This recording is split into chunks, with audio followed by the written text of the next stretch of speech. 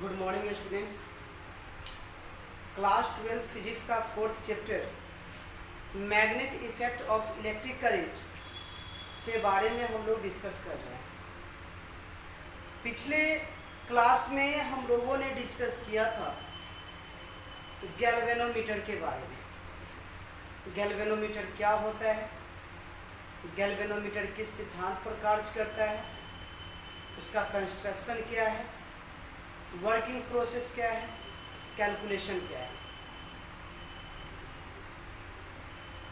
तो गैल्वेनोमीटर के बारे में जो पढ़ाया गया था उसमें इम्पोर्टेंट पॉइंट याद होगा आपको। यह एक ऐसा डिवाइस होता है, यह एक ऐसा विद्युतीय यंत्र होता है जिसका प्रयोग करके निम्न कोटि की धारा को मापा जाता है। यानी कि गैल्वेनोमीटर किसी परिपथ में धारा की उपस्थिति को भी टेस्ट करता है, जांच करता है कि उससे धारा प्रवाहित हो रही है या नहीं हो रही है, और साथ साथ इसका प्रयोग करके हम निम्न कोटि की धारा को भी माप सकते हैं। उसके बाद किसी गैल्वेनोमीटर में जो विक्षेपण होता है, जिसे हम लोग थीटा से रिप्रेजेंट किए थे, उसके लिए एक फॉर्मूला आया था। तो आपको वो फॉर्मूला याद होना चाहिए। आप देखिए कि वो फॉर्मूला होगा theta is equal to N I A B बटा सी होगा। ठीक है, और इसमें से आपको ये भी बताया गया था कि एन, ए, बी और सी किसी बनाए गए गैल्वेनोमीटर के लिए फिक्स होता है, आप उसको चेंज नहीं कर सकते हैं। आप एक गैल्वेनोमीटर को परचेज करके लाए हैं या कोई कंपनी गैल्वेनोमीटर को बना चुकी है, तो नंबर ऑफ टर्न्स, कुंडली का एरिया, मैग्नेटिक फील्ड का स्ट्रेंथ, कितना कमजोर है कितना मजबूत है, और स्प्रिंग कांस्टेंट, आप इसको चेंज नहीं कर सकते हैं। तो हमने ये प्रूफ किया था कि थीटा जो है वो प्रोपोर्शनल है किसके, आई के। कहने का अर्थ ये है कि करंट पर डिपेंड करता है विक्षेपण। करंट कम होगा तो विक्षेपण कम होगा, करंट ज्यादा होगा तो विक्षेपण ज्यादा होगा। अब समस्या ये है कि हम निम्न कोटि की धारा को तो इससे हम माप सकते हैं, लेकिन जैसे ही हम करंट को बढ़ाएंगे तो क्या होगा। अगर हमें उच्च प्रबलता की धारा को मेजर करना है, एक ऐसा करंट को मेजर करना है जो काफी स्ट्रांग है, 2 एम्पियर, 3 एम्पियर, 5 एम्पियर, 10 एम्पियर के करंट को मेजर करना है। ठीक है, तो करंट का वैल्यू बढ़ाइएगा तो कुंडली का विक्षेपण क्या होगा, ज्यादा होगा। आप इसको ऐसे समझिए, याद आना चाहिए, जैसे जैसे हम बोलेंगे आपके दिमाग में वो पॉइंट याद आना चाहिए जो कि आप पिछले वीडियो में पढ़कर आए हैं। अगर करंट का वैल्यू ज्यादा होगा तो कुंडली में टॉर्क ज्यादा उत्पन्न होगा, और टॉर्क ज्यादा लगने से हुआ उसमें ज्यादा घूर्णन आएगा। ठीक है, और उस घूर्णन को बैलेंस कौन करता है, तो स्प्रिंग का एंटी टॉर्क, नियंत्रक बल आघूर्ण, है ना। अगर वह ज्यादा घूम गया और स्प्रिंग पतला है और लंबा है तो वह स्प्रिंग क्या हो सकता है, टूट सकता है। स्प्रिंग क्या हो सकता है, टूट सकता है। तो गैल्वेनोमीटर से उच्च प्रबलता की धारा को प्रवाहित किया जाए तो कुंडली से जुड़ा हुआ जो स्प्रिंग है वह टूट सकता है। और क्या क्या इसमें डैमेज होने की संभावना है, तो ये देखिए।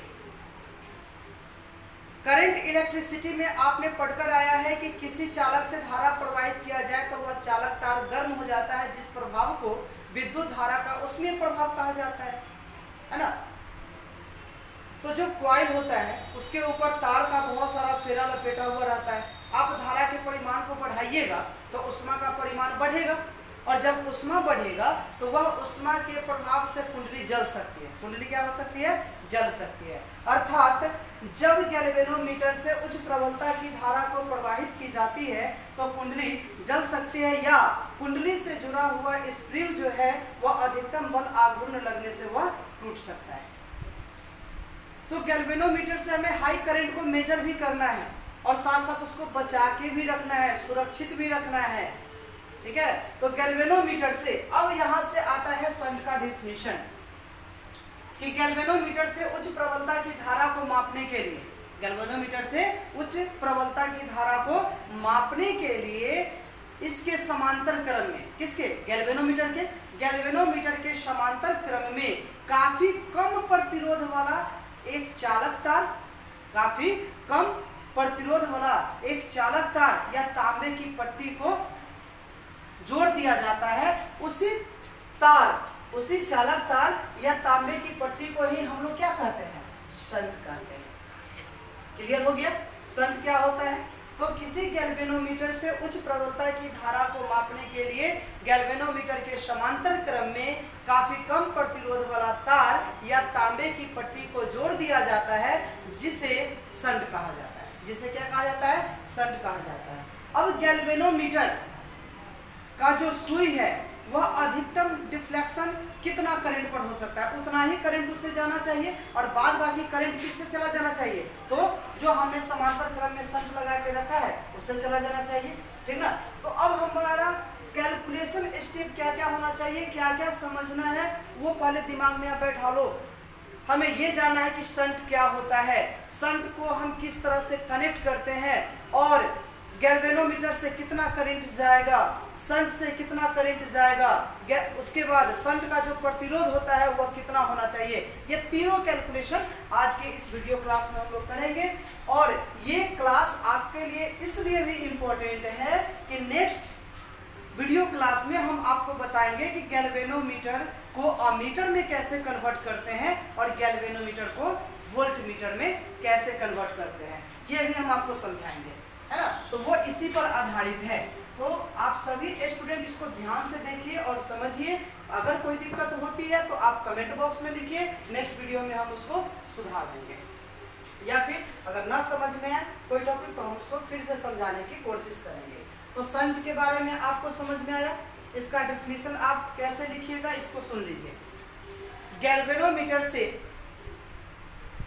अधिक प्रबलता की धारा प्रवाहित करने से गैल्वेनोमीटर की कुंडली जल सकती है या उससे जुड़ा हुआ स्प्रिंग टूट सकता है। अतः गैल्वेनोमीटर से अधिक प्रबलता की धारा को मापने के लिए इसके समांतर क्रम में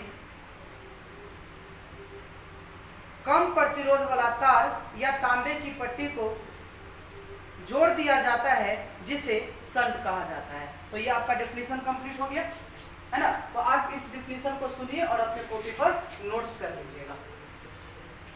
अब इसका कंस्ट्रक्शन हम लोग देख लेते हैं। सबसे पहले तो हम लोग क्या देखें, डेफिनेशन, है ना, परिभाषा। डेफिनेशन कंप्लीट हो गया। अब हम लोग देख लेते हैं कंस्ट्रक्शन के बारे में, है ना? कंस्ट्रक्शन यानी कि इसके बनावट के बारे में। तो कंस्ट्रक्शन के बारे में हम क्या देखेंगे वो देखिए।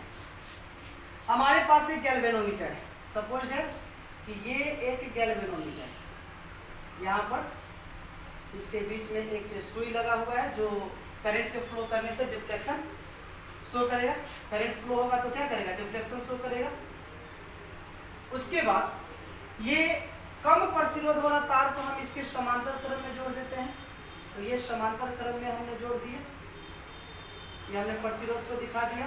तो इसको हम लोग कहेंगे शंट। इसको हम लोग क्या कहेंगे, शंट कहेंगे।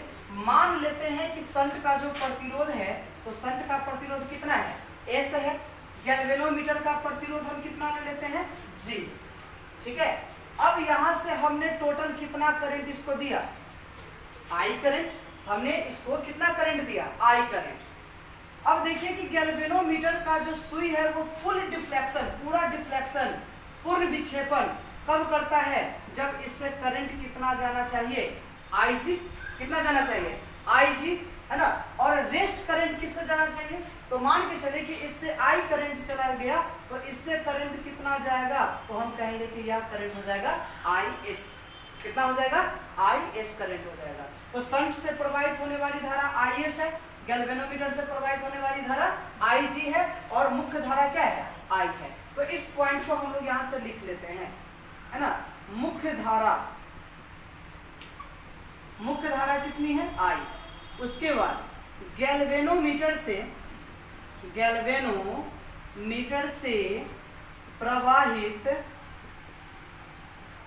होने वाली धारा, ठीक है, होने वाली धारा। तो गैल्वेनोमीटर से प्रवाहित होने वाली धारा कितनी है? तो Ig है। शंट से प्रवाहित होने वाली धारा बताइए। तो शंट से प्रवाहित होने वाली धारा, होने वाली धारा, तो हम इसको क्या लिखेंगे? Is for current through shunt और current through galvanometer. Complete. Next है कि हमने गैल्वेनोमीटर के प्रतिरोध को कितना लिया? G, capital G। तो हम यहां से लिखेंगे गैल्वेनोमीटर, गैल्वेनोमीटर का प्रतिरोध, प्रतिरोध बराबर कितना? G। और उसके बाद शंट का प्रतिरोध बताइए। तो शंट का प्रतिरोध हम यहां से कहेंगे S। ठीक है।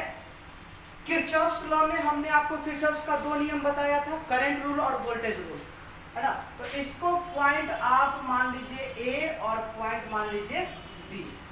तो बिंदु A पर किरचॉफ्स का प्रथम नियम यानी कि करंट रूल, धारा नियम लगाने से हम क्या यहां से देख सकते हैं? तो यहां पर आप देख लीजिए,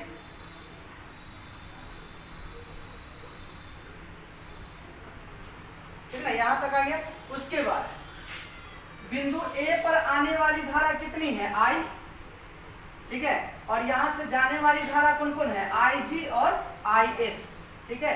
तो किरचॉफ्स का फर्स्ट रूल आपको याद होना चाहिए कि किसी बिंदु पर आने वाली धाराओं का योग उस बिंदु से जाने वाली धाराओं के योग के बराबर होती है। यानी कि आने वाली धारा I है और जाने वाली धारा कौन है? Is प्लस Ig, है ना। तो यहाँ इसको हम इक्वेशन नंबर क्या मानेंगे? 1 मान लेंगे, ठीक है। नेक्स्ट स्टेप हम लेते हैं कि देखिए पोटेंशियल डिफरेंस A और B के लिए ले लीजिए। तो गैल्वेनोमीटर के लिए पोटेंशियल डिफरेंस कितना होगा? तो गैल्वेनोमीटर के हम लिखते हैं यहां से गैल्वेनोमीटर के दोनों सिरों पर आरोपित विभवांतर, आरोपित विभवांतर। तो बताइए गैल्वेनोमीटर के दोनों सिरों पर आरोपित विभवांतर VAB किसके लिए हम लोग यूज कर रहे हैं? गैल्वेनोमीटर के लिए, है ना। तो यह कितना हो जाएगा? तो पोटेंशियल डिफरेंस कैसे निकालते हैं? तो करंट को रेजिस्टेंस से गुना कर दीजिए। तो करंट इससे कितना प्रवाहित हो रही है? Ig, और इसका प्रतिरोध कितना है? G है, यानी कि Ig इंटू कैपिटल G। कोई दिक्कत? उसके बाद शंट के दोनों सिरों पर आरोपित विभवांतर, शंट के, इसको इक्वेशन नंबर कितना ले लीजिए? 2 ले लीजिए। शंट के दोनों सिरों पर आरोपित विभवांतर, दोनों सिरों पर आरोपित विभवांतर। तो यहां से आरोपित विभवांतर क्या हो जाएगा बताइए? VAB किसके लिए? शंट के लिए। तो यहाँ पर इससे प्रवाहित होने वाली धारा कितनी है? तो हम कहेंगे Is, और उसका प्रतिरोध कितना है? S। यह इक्वेशन नंबर कितना? 3 हो जाएगा। अब देखिए VAB पोटेंशियल डिफरेंस A और B के लिए और A और B के लिए, तो चूंकि दोनों विभवांतर तो क्या है? बराबर है, दोनों विभवांतर बराबर है। तो इसीलिए फ्रॉम इक्वेशन नंबर 2 एंड 3 जब LHS जो विभवांतर गैल्वेनोमीटर के सिरों पर होगा वही विभवांतर शंट के सिरों पर होगा, यानी कि VAB for galvanometer is equal to VAB for shunt, दोनों क्या होगा? बराबर होगा। तो अब आप यहां से देखो क्या लिख सकते हो? गैल्वेनोमीटर के लिए क्या लिखोगे? तो Ig इंटू कैपिटल G बराबर Is इंटू कैपिटल S। अब यहां से क्या लिखोगे? तो Ig बटा Is, इस Is को नीचे ले आएंगे तो S बटा क्या हो जाएगा? G। इसको हम इक्वेशन नंबर कितना ले लेते हैं? 4। अब यही इक्वेशन नंबर 4 का प्रयोग करके हम 2 काम करेंगे। एक बार हम Is का मान निकालेंगे और एक बार हम Ig का मान निकालेंगे, ठीक है। तो सबसे पहले हम लोग निकालते हैं, सबसे पहले शंट से प्रवाहित धारा, शंट से प्रवाहित धारा, है ना, और शंट से प्रवाहित धारा कितनी है बताइए, IS। इसका कैलकुलेशन हम कैसे करेंगे? तो इक्वेशन नंबर 4 को ले लो, क्या है लिखा हुआ, IG बटा IS is equal to S बटा C। कोई दिक्कत है ना? अब एक काम करता है, दोनों तरफ एक ऐड कर दो। क्यों ऐड करेंगे अभी आपको पता चलेगा। IG बटा IS plus 1 is equal to S बटा G प्लस 1। कोई दिक्कत? अब यहां से एलसीएम ले लीजिएगा तो ये कितना हो जाएगा, IS हो जाएगा, है ना, और यहां से क्या हो जाएगा, IG plus IS is equal to S plus G, और बटा में क्या हो जाएगा, G हो जाएगा। अब देखिए IG प्लस IS दोनों को मिलाकर हम क्या लिख सकते हैं, I। तो यहां से आप ये दोनों के जगह पर क्या लिखिएगा, I बटा IS is equal to S plus G, और बटा में क्या, कैपिटल G। अब इसको इन्वर्स कर दो, तो इन्वर्स करोगे तो क्या हो जाएगा, IS बटा I is equal to G बटा S प्लस G। हमको निकालना क्या है बताओ, IS निकालना है, तो इस I जो इधर डिवीजन में है, इधर जाके मल्टीप्लिकेशन में हो जाएगा, भाग में है तो उधर जाकर क्या हो जाएगा, गुना में हो जाएगा, है ना। तो यहाँ से IS is equal to G बटा S प्लस G, और इसका गुना किसके साथ, I के साथ, है ना। तो यह फॉर्मूला किसका निकला बताइए, IS का, यानी कि शंट से प्रवाहित होने वाली धारा कितनी है वो फॉर्मूला हमें मालूम हो गया, है ना। तो शंट से कितनी धारा प्रवाहित होनी चाहिए, तो अब ये देखो, हम ये भी आपको समझा सकते हैं कि गैल्वेनोमीटर, चलिए एक और कैलकुलेशन हम कर लेते हैं। तो ये तो शंट से हो गया, उसके बाद अब हम क्या लिखेंगे, गैल्वेनोमीटर से होकर प्रवाहित होने वाली धारा, ठीक है। तो यहां से हम लिखते हैं दूसरा में क्या लिखेंगे, तो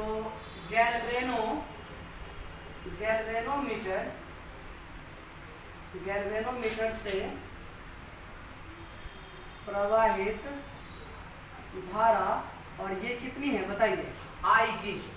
फिर से हम इसी फॉर्मूले का यूज करेंगे, बस आपको एक कॉमन पॉइंट का याद रखना है कि हमको कैलकुलेट करना था क्या, IS। तो जिसको कैलकुलेट करना है वो नीचे होना चाहिए, वो क्या होना चाहिए, नीचे। तो इक्वेशन नंबर 4 को फिर से लिखिए, तो आप, तो इक्वेशन नंबर 4 को लिखिएगा तो IG बटा IS is equal to S बटा क्या है, G। हमने क्या बताया कि जो निकालना है वो नीचे होना चाहिए, हर में होना चाहिए, डिनोमिनेटर में होना चाहिए। तो IG नीचे और IS ऊपर, तो इसको इन्वर्स कीजिएगा तो ये भी क्या हो जाएगा, इन्वर्स हो जाएगा। तो यहाँ से IS बटा IG is equal to G बटा S। दोनों तरफ क्या करोगे, दोनों तरफ कितना ऐड किए थे, 1 ऐड किए थे, तो दोनों तरफ 1 ऐड कर दो, तो IS बटा IG plus 1 is equal to G बटा S प्लस कितना 1 हो जाएगा। तो IS प्लस IG बटा IG is equal to G plus S बटा कितना S, है ना। अब S plus G, S plus sorry IS plus IS plus IG किसके बराबर है, I के बराबर है। तो आप क्या लिखोगे, I बटा IG is equal to G plus S बटा S। तो यहाँ से IG बटा I, इसको इन्वर्स करेंगे तो ये भी क्या हो जाएगा, इन्वर्स हो जाएगा, S प्लस G या G प्लस S, बात तो एक ही है ना। तो यहाँ से IG बराबर क्या लिख सकते हो, S बटा S प्लस G, है ना, और इसका मल्टीप्लीकेशन किसके साथ, I के साथ, ठीक है। अब देखिए यहाँ IS है, यानी कि शंट के लिए धारा है, तो ऊपर क्या है, गैल्वेनोमीटर का प्रतिरोध है। यहाँ IG है, तो यहाँ क्या है, S है। तो हमें याद रखना है दोनों का हर तो बराबर है, दोनों I से ही गुना है। बस याद क्या रखना है कि अगर IS कैलकुलेट करना है तो ऊपर में क्या रहना चाहिए, गैल्वेनोमीटर का प्रतिरोध, और अगर हमें IG कैलकुलेट करना है तो ऊपर रहना चाहिए शंट का प्रतिरोध, ठीक ना। तो ये कंसेप्ट आपको समझ में आ गया, ठीक है, कि गैल्वेनोमीटर से प्रवाहित होने वाली धारा को कैसे कैलकुलेट करेंगे, शंट से प्रवाहित होने वाली धारा को कैसे कैलकुलेट करेंगे। अब आपको ये तो मालूम है कि शंट का जो प्रतिरोध है वो काफी कम है, शंट का प्रतिरोध क्या है, काफी कम है। तो ये वाला वैल्यू अंश काफी कम है, लेकिन हर क्या है, काफी ज्यादा है, काफी ज्यादा है। इसका मतलब ये वैल्यू काफी कम होगा, ये वैल्यू क्या होगा, काफी कम होगा। तो यह ये बताता है कि गैल्वेनोमीटर से प्रवाहित होने वाली धारा काफी कम है और शंट से प्रवाहित होने वाली धारा का मान काफी ज्यादा है। तो शंट से ज्यादा धारा प्रवाहित होगा और गैल्वेनोमीटर से कम धारा प्रवाहित होगा। और गैल्वेनोमीटर हम तो चाहते भी यही है कि गैल्वेनोमीटर से कम प्रबलता की धारा प्रवाहित हो, ठीक है। अब ये देखिए, हम यहाँ पर कुछ अरेंजमेंट ही इस तरह से करते हैं, ठीक है। मान लीजिए आपको हम कुछ दूसरे भाषा में हम समझाते हैं।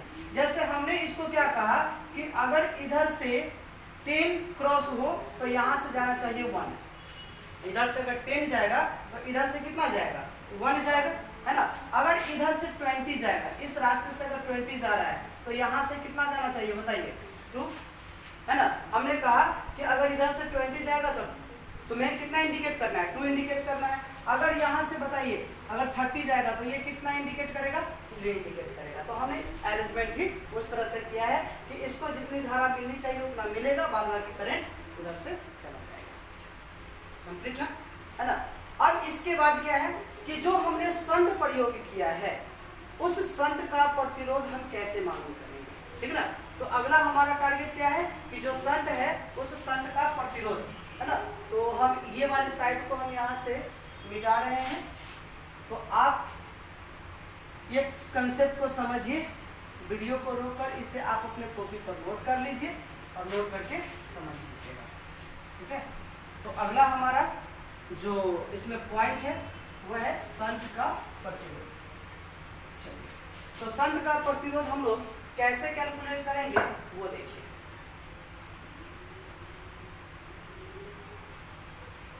टॉपिक लिखते हैं शंट का प्रतिरोध। और शंट का प्रतिरोध क्या है बताइए, S है। तो यही S को हमें कैलकुलेट करना है कि शंट का प्रतिरोध। मान के चलिए, माना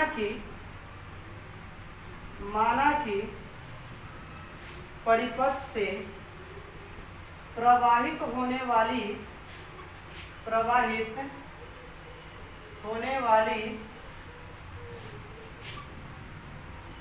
मुख्य धारा बराबर कितना, I।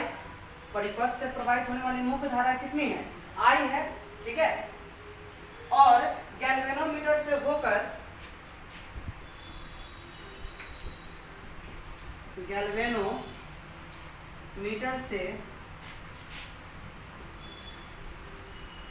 प्रवाहित होने वाली धारा Ig बराबर मुख्य धारा का यानी कि I का 1/nवां भाग, 1/nवां भाग, है ना। यानी मुख्य धारा कितनी है, I का कितना भाग, 1/nवां भाग किससे प्रवाहित हो रहा है, Ig से। यानी कि Ig कहने का मतलब गैल्वेनोमीटर से। तो गैल्वेनोमीटर से प्रवाहित होने वाली धारा Ig मुख्य धारा का कितना भाग है, 1/nवां भाग है। तो हम इसको लिख सकते हैं कि Ig is equal to I और बटा में क्या हो जाएगा, n हो जाएगा। अब देखो तो यहाँ से कोई रिलेशन है क्या, Ig बराबर क्या है, ठीक है। तो Ig बराबर है S/S+G × I। तो हम यहाँ से क्या लिख सकते हैं बताइए, S/S+G × I बराबर I बटा कितना, n हो जाएगा। अब इस I से ये वाला I क्या हो जाएगा, कैंसिल हो जाएगा। तो कैंसिल होने के बाद यहाँ पर क्या बच रहा है वो बताइए, है ना। तो यहाँ से बच रहा है S/S+G बराबर 1 कितना है, n है ना। क्रॉस गुना कर दीजिए तो Sn बराबर क्या हो जाएगा, S+G। आपको क्या कैलकुलेट करना है, S, है ना। तो S वाले को एक तरफ लाइए तो ये कितना हो जाएगा, Sn - S बराबर कितना, G दोनों में से s कॉमन ले लीजिएगा तो कितना आ जाएगा, n-1 बराबर कितना, g हो जाएगा। तो यहाँ से s बराबर क्या हो जाएगा, तो s बराबर आ जाएगा g बटा n-1, यानी कि जो हम शंट यूज करेंगे ना, तो उस शंट का प्रतिरोध कितना होना चाहिए। तो आप यहाँ से देख रहे हैं कि गैल्वेनोमीटर का जो प्रतिरोध है बटा n-1, यानी कि n क्या है, तो मुख्य धारा का कैमा भाग, 10वां भाग, 5वां भाग, 6ठा भाग, कितनी भाग है ना उससे प्रवाहित हो रही है वो यहाँ पर लिखना है, ठीक है, -1 कर देना है। और ऊपर में क्या है, गैल्वेनोमीटर का प्रतिरोध है। तो आज की क्लास में आपको समझ में आया होगा शंट क्या होता है, ठीक है, शंट का अरेंजमेंट हम किस प्रकार से करते हैं, शंट लगाने से क्या बेनिफिट हो सकता है, उसके बाद शंट से प्रवाहित होने वाली धारा कितनी होगी, गैल्वेनोमीटर से होकर गैल्वेनोमीटर से प्रवाहित होने वाली धारा का मान कैसे कैलकुलेट करेंगे, और शंट का प्रतिरोध हम कैसे निकालेंगे। तो ये सब पॉइंट आपको समझ में आ गया होगा, ठीक है। तो आज के वीडियो क्लास में हम इतना ही समझेंगे।